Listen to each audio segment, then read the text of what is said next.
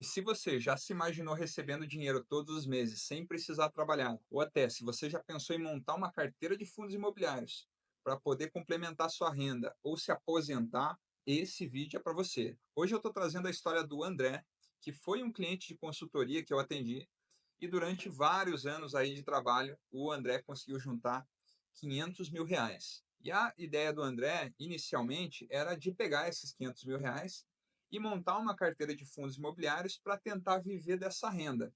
E foi justamente pensando nisso que eu montei o estudo que eu vou apresentar para você hoje, onde basicamente eu simulo uma carteira de fundos imobiliários com R$ 500 mil e essa carteira começa lá em 2015 e vai até fevereiro de 2025, tá certo? Então aqui a gente vai poder entender quanto dividendo o André teria recebido, como funcionou essa carteira, se ele poderia ter realmente parado de trabalhar ou não, e até quanto oscilou, né, durante esse tempo, se o André teria um ataque do coração no meio desse caminho ou não. Então fica comigo nesse vídeo, se você gosta desse tipo de conteúdo, considere se inscrever aqui no meu canal, me ajuda aí a bater os meus primeiros 100 inscritos, que eu vou te agradecer demais. E bom, pessoal, antes de te mostrar exatamente como ficou a carteira do André, eu preciso te falar que isso aqui não é uma recomendação de investimentos. Para fazer esse estudo, eu precisei voltar lá em 2015 e procurar fundos que já tinham histórico naquela época e que continuaram ativos praticamente até hoje.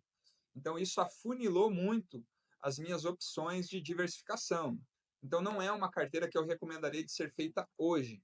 Ela é uma carteira somente para a gente analisar como se comportam os fundos imobiliários ao longo do tempo. Para isso, essa carteira serviu muito bem. Feito esse aviso, vamos para a tela do computador que eu vou te mostrar como ficou essa carteira do André. Pronto, já estou aqui no computador, você está vendo que o primeiro fundo foi o KNRI 11, um fundo do segmento de logística e lajes corporativas administrado pela Quineia. Você está vendo aí quantas cotas a gente comprou, o valor por cota e o total aplicado. Tá? Não vou ficar falando de tudo de cada fundo para não ficar aí muito repetitivo, muito maçante. O segundo fundo foi o MXRF11, um fundo do segmento de papel. Ou seja, o que é um fundo de papel, né? Esse tipo de fundo não investe diretamente em imóveis. O que ele faz é comprar títulos do mercado imobiliário, né? Ele compra, por exemplo, CRIs, LCIs, LIGs, né? Então ele investe nesses papéis e distribui o lucro que esses papéis geram mês a mês. O terceiro fundo foi o BTCI 11, também do segmento de papel, administrado pelo BTG. Quarto fundo foi o HGRE 11, fundo do segmento de lajes corporativas, administrado pela Pátria Investimentos. E o nosso quinto e último fundo foi o BTLG 11, do segmento logístico, administrado pelo BTG Pactual. E agora a gente vai ali para a planilha para entender quanto de dividendo o André recebeu, como que foi essa oscilação toda ao longo do tempo. Então, me acompanha aí. Pronto, e aqui a gente já está na planilha com todos os recebimentos de dividendos dessa carteira. Para começar, eu quero falar para você que a renda passiva que o André definiu, ou seja, o quanto ele iria utilizar de rendimento dessa carteira mês a mês, foi definido inicialmente em R$ 4.500. Então é isso que você está vendo aqui. Essa renda passiva meta é o quanto foi definido inicialmente e você vai ver que ela está sendo corrigida mensalmente pela inflação, tá certo? Lógico, a gente quer entender se o André conseguiu manter o poder de compra dele ao longo do tempo com essa carteira ou não. Nessa coluna você tem os dividendos que o André recebeu. Então, olha só, o primeiro dividendo do André aconteceu em março de 2015. Ele recebeu R$ 5.326, bem acima da renda passiva que ele tinha como meta ali, que ele iria utilizar. E nessa coluna a gente tem se sobrou ou faltou dinheiro naquele mês. E o que eu fiz? Eu peguei essa sobra e coloquei como se fosse em uma reserva financeira, que é essa coluna que você está vendo aqui. Então, toda vez que sobrar dinheiro, o André vai jogar, né, para essa reserva financeira, para que nos meses em que faltar, ele vai utilizar, ele vai fazer um resgate dessa conta e vai utilizar para tentar manter o padrão de vida dele o máximo de tempo possível. E aí a gente vai entender se essa reserva durou, se não durou, enfim. Isso ainda vou mostrar para vocês mais para frente. E aqui, nessa última coluna, a gente tem o patrimônio aplicado, ou seja, Inicialmente, a gente começa com R$ 500.000 aplicado nessas cotas e ela vai todo mês variar, vai subir, vai cair. A gente também vai entender como funcionou essa dinâmica. Agora a gente vai para os gráficos e entender bem, ao longo do tempo, o que aconteceu com essa carteira. Nesse primeiro gráfico, você está vendo o patrimônio total aplicado. Então, olha só, a gente começa em R$ 500.000 aqui em março de 2015. Essa carteira vai se valorizar, vai chegar a valer aqui 547.900 em junho de 2015. Depois ela começa a cair, vai lá para 429 mil. E ao longo do tempo ela passa por um período de valorização bem forte e bem constante. E no melhor momento desses 10 anos de aplicação, aqui em dezembro de 2019, essa carteira chega a valer R$ 715.715,60. E aí vai passar por um processo de desvalorização das cotas e lá no final, aqui o último mês que a gente tem, em fevereiro de 2015, essa carteira está valendo R$ 494.212,52. Aí você vai falar para mim, pô, Daniel, mas essa carteira subiu, caiu e terminou no mesmo lugar? É isso mesmo? Será que valeu a pena? Bom, faz sentido que isso aconteça porque justamente o André não está reaplicando os dividendos, né? Ele não está comprando mensalmente mais cotas desses fundos imobiliários. E como os fundos imobiliários distribuem praticamente todo o lucro que eles têm, faz sentido que a cota deles permaneça mais ou menos igual ali num período mais longo de tempo, numa mesma faixa de preço. Então, sim, fez total sentido que a carteira subiu, caiu e terminou no mesmo lugar. Agora, se você tem um fundo imobiliário que passa por algum problema de gestão, tem algum problema grave na carteira dele, aí pode acontecer do fundo se desvalorizar e nunca mais retornar ao patamar de cota anterior. Bom, agora você está vendo a renda passiva meta, que é o quanto o André precisaria ali mês a mês para cobrir os gastos dele, versus o dividendo recebido.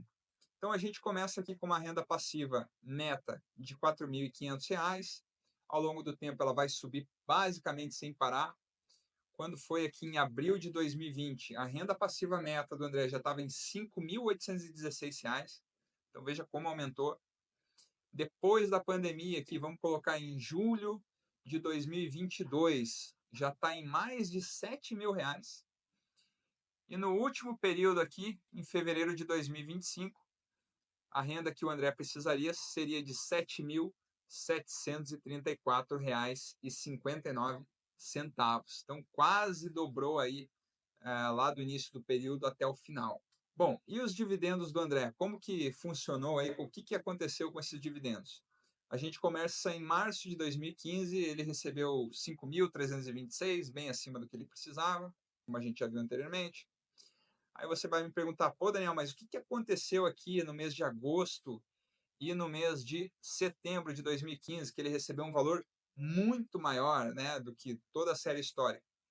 E, na verdade, pessoal, aqui aconteceu uma distribuição atípica de lucros do fundo BTLG11, tá certo?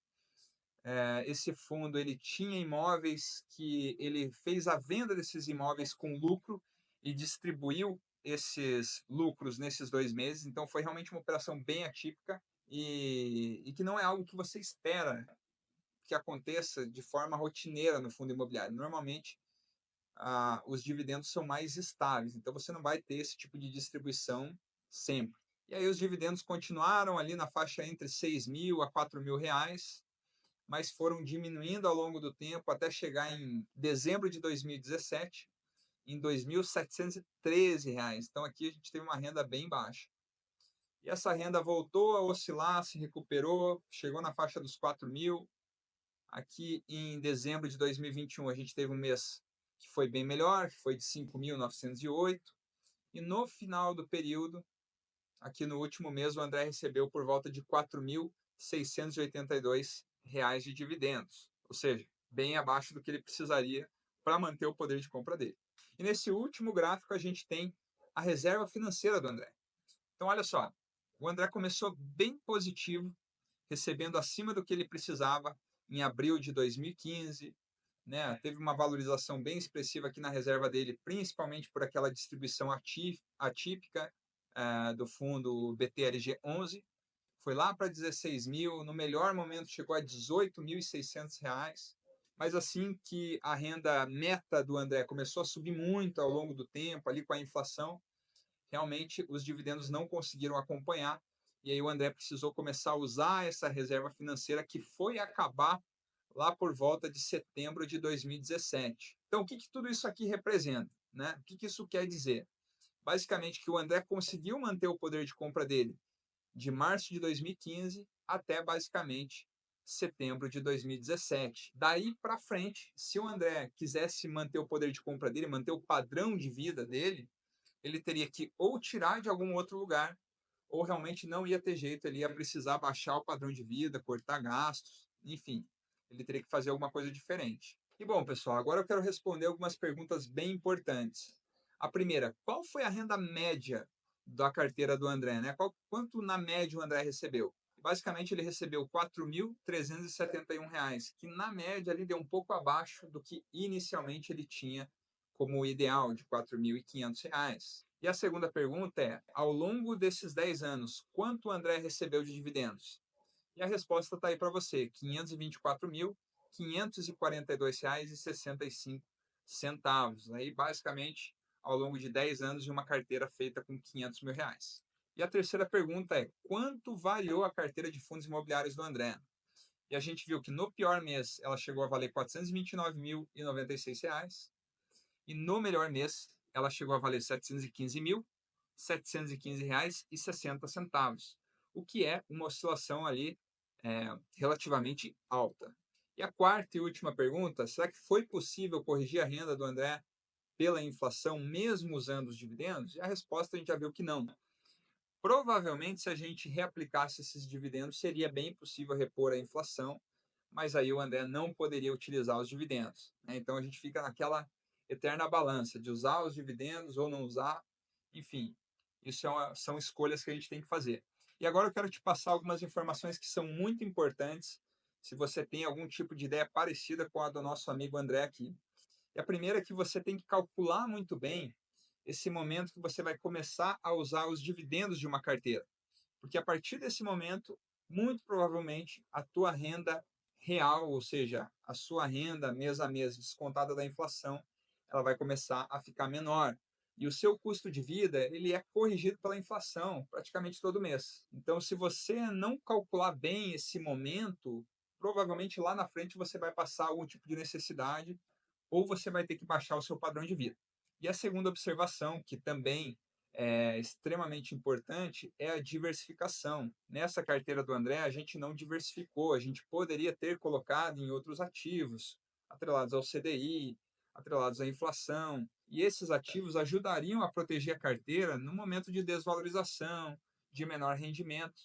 Então, tudo isso ajudaria a proteger um pouco mais o André. E eu quero te falar que na semana que vem eu vou soltar um vídeo te explicando passo a passo que você pode utilizar para montar sua carteira de fundos imobiliários, otimizando renda, escolhendo ali os melhores fundos e o melhor momento para você fazer isso. Então, se você puder, se inscreva aí para não perder esse vídeo. Tá certo? Te vejo na próxima. Obrigado.